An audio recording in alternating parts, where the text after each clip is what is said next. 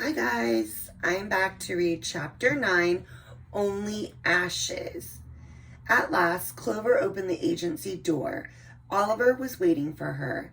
Here, she said, pressing the lemonade into his hands. This is from Sabine. He took the bottle, but instead of thanking her, he said, the Presto powder hasn't worked. The animals are extremely. He pushed his glasses up his nose. Ordinary. Oliver was right. In the small animal's room, the kittens still meowed and tumbled with each other, but without soaring, somersaults, or sparks. The salamanders lay in their water dish, trying to cool off. In the stables, the unicorns were a medley of colors, their horns completely gone. But Clover couldn't thoroughly check any of the animals because she had to deal with the fairy horses. The fairy horses were definitely not fairy size. They no longer fit comfortably in one stall, and Clover struggled to move them into individual ones.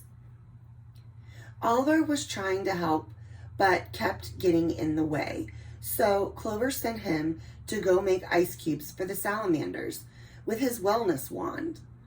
The temperature in the salamander's tank wasn't adjustable, and for the first time ever, they were overheating.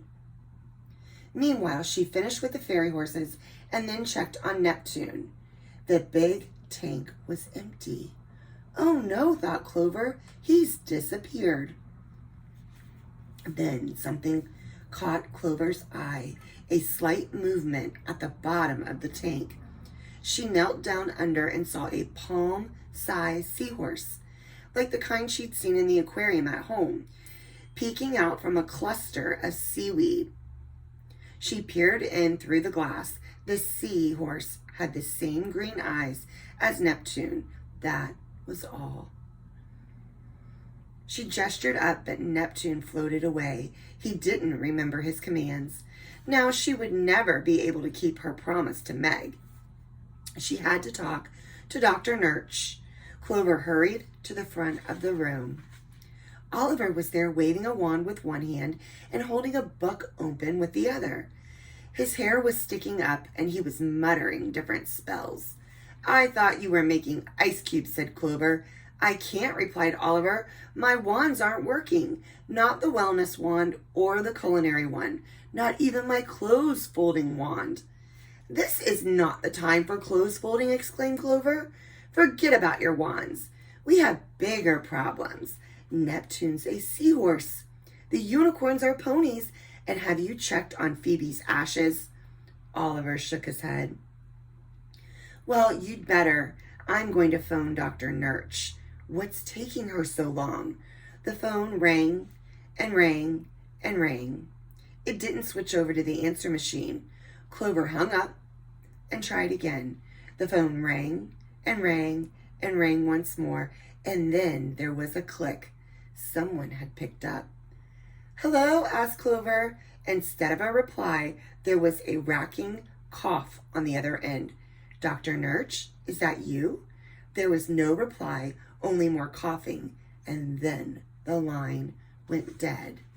I'm going to show you the picture before I keep going. So there's a picture of Clover looking into Neptune's aquarium. And as you see, look how big the aquarium is.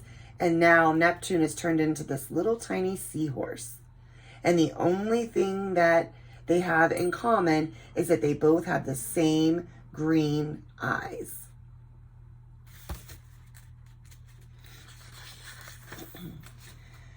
Was that Dr. Nurch? She wondered. She sounded terrible. Was something wrong with her? Was she sick too? There was only one thing to do. If the vet couldn't come to her, Clover had to go to the vet. She picked up Dr. Nurch's card, which was on the desk, and checked the address. The Hillside Hospital, just before Beyond the Woods. She'd seen a sign for Beyond at the crossroads. If it was just before Beyond, then it couldn't be too far away. She hurried to the rookery to tell Oliver. Oliver was standing in front of the nest of ash, his wands littered around him on the floor like sticks. except for one. He was waving that and muttering strange words. He turned to face her, his eyes frantic. They're almost out. Blowing doesn't help. None of my wands will work either. This is bad, really bad. Let me see, said Clover. Oliver was right. The ashes weren't bright, just the opposite. All that remained of the glow was a single light in the center, like the final ember in a dying fire. So picture that in your mind. So here's Phoebe's ashes, and all that remained of them was a glow, a single light in the center, like the final ember in a dying fire. So pretend you're camping, or visualize camping or being out where your parents have maybe started a little fire, if you had to burn some yard debris or maybe some garbage, something to that effect. Or if you're making s'mores or just having a little camp night out. So all that's left is that in the fire that's slowly burning out. So when a fire's almost gone, there's just those little bitty flames, a little bitty ember, and that's what the author's comparing Phoebe's ashes to. Before, the ashes had radiated heat, but now they seemed cold. Clover reached out a finger and lightly touched the gray powder. For a moment, it seemed like another spark burst in the ash. Or was it on her fingertip? She pulled back her hand. The spark went away, and the ember in the center flickered. Her heart quickened. She leaned down and gently blew on the ash. Instead of glowing brighter, the ember flickered again, and a second later it went out. Only the ashes remained, gray and cold and lifeless. What have you done? Cried Oliver. Me? It wasn't me, Clover cried back. You're right, replied Oliver. I should have figured this out by now. My brother would never have let something like this happen.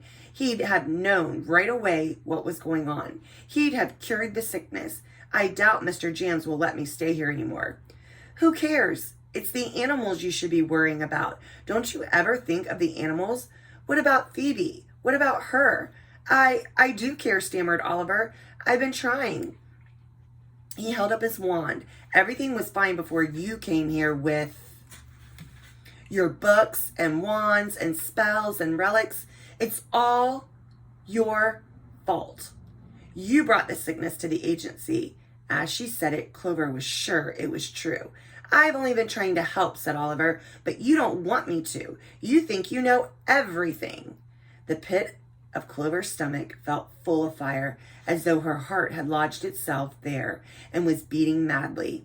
I think I know everything? Me? It's you who always is saying what an expert you are. Some expert. You're only an expert at being an expert. You're annoying and stuck up and useless. I wish you'd just leave. Fine, said Oliver. I don't want to stay here anyway. Not with you. He gathered up his wands, pushed his glasses up his nose, and just like that, stormed away. And there's a picture right there of Clover and Oliver in their argument. And you can see from the picture, Oliver's got one of his wands in his hand. So that's the final picture from this chapter. So chapter 9 was only ashes. Chapter 10 is going to be just before Beyond. That's where Dr. Nurch lives, just before Beyond. So that's going to be chapter 10. Chapter 9, your assignment is going to be to pick any character from any of the series. It doesn't matter which book. It could be book 1, Clover's Magic. It could be from book 2, The Enchanted Egg. Or it could be from book 3, the book we're reading right now, The Missing Magic. And what you're going to do is you're going to pick any character that you want from any of those 3 books, and you are going to pretend that you are going to interview them. So anybody that you could pick to interview, and then you have to pick the character. Then you're going to come up with 3 questions to ask that character. So my example on the page is, if I could pick one character to interview from the Magical Animal Adoption series, it would be Mr. Jams. I would ask him the following 3 questions. Number 1, why did you start the Magical Animal Adoption Agency? So we know that that's the whole basis of the story, is the Magical Animal Adoption Agency. So what made Mr. Jams start the agency? So that's my first question. My second question for him would be, did you plan for Clover to see the sign for the volunteer position at the agency? If so, why Clover? So if you remember back to the beginning, when Clover was just out in the woods, she came across that sign that said volunteers needed, and she followed the path and the sign and ended up at the Magical Animal Adoption Agency. But later she goes back to the same crossroads and that sign's not there anymore. So my question is, did Mr. Jams already have Clover picked out to come across, and he made the sign appear right when she was walking through to get her to come to the agency? So if he did, why did he pick Clover? Why was it her and not somebody else? And then my third question is, why did you appoint Clover and Oliver to run the agency in your absence? They are children. Why didn't you choose adults? So we know he had many adults that he was friends with. Leonard the leprechaun was a friend. The knight was a friend. Dr. Nurch. Any of these people that were in the story that were adults, why didn't he pick an adult to run the agency while he was gone? He left a lot of responsibility on Clover and then eventually Oliver, when he came, to run the agency and do all of those adoptions. So my question is to Mr. Jams, why did he pick the kids to run it and not adults? So those are my 3 questions. So again, after you listen to chapter 9, you're going to think back to all 3 stories, pick a character that you want to interview, and then come up with 3 questions to ask them during your interview. So that's chapter 9. I hope you guys are all doing great. It's been some beautiful sunshine and weather. I hope you're getting outside and getting that sunshine. Your body needs it. Stay safe at the same time. Maintain your distance from others. If you're playing with friends from the neighborhood, make sure you guys aren't touching things that you're playing with. Play chase, tag, games that don't require you to touch a soccer ball that other kids have touched, or things that other kids or people may have touched. So try to think of those games that you can play that don't require you to have objects or items to play with. Maybe you play I Spy. It could be lots of games. Just even exploring, taking a walk, riding your bike. Just get outside and enjoy the sunshine. And until I see you again, I want you to know, from my heart to your heart, I miss you, I love you, and I hope to see you soon. Bye.